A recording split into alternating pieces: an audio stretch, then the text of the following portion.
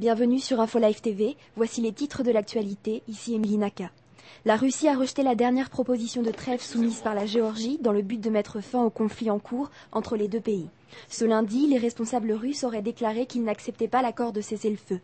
La Géorgie continue à avoir recours à la force militaire dans la région de l'Ossétie du Sud. C'est la raison pour laquelle nous ne pouvons considérer cet accord, a déclaré un porte-parole du Kremlin.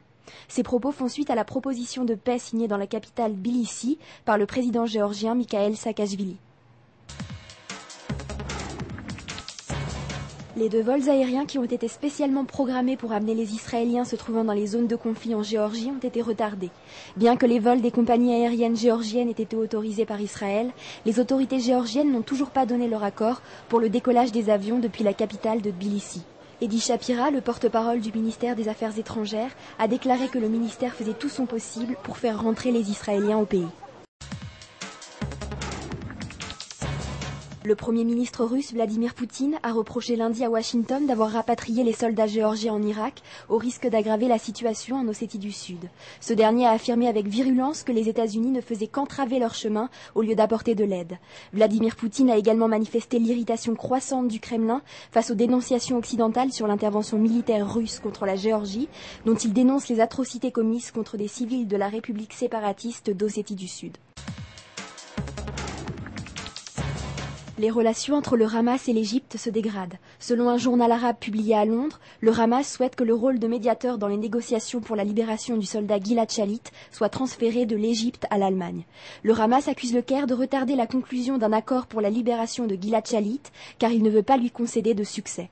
Nous avons l'impression que l'Égypte ne fait aucun effort pour convaincre Israël d'accepter nos requêtes dans les négociations, a déclaré un membre du Hamas au journal. La ministre des Affaires étrangères, Tzipi Livni, a déclaré ce lundi que l'intervention du ministre de la Défense Ehud Barak dans les procédures internes de Kadima était inacceptable. Ce dernier avait en effet évoqué les qualités nécessaires que doit posséder un prétendant au poste de Premier ministre, comme notamment une expérience notable dans le système sécuritaire du pays.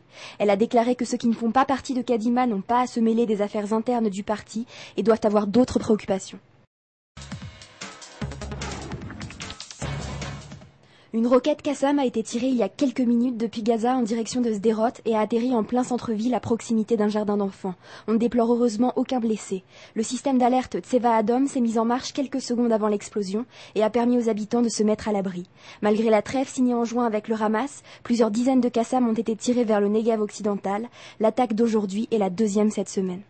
C'est la fin de ce journal, merci de l'avoir suivi sur InfoLive TV, la première télévision israélienne sur Internet qui émet en 4 langues depuis Jérusalem.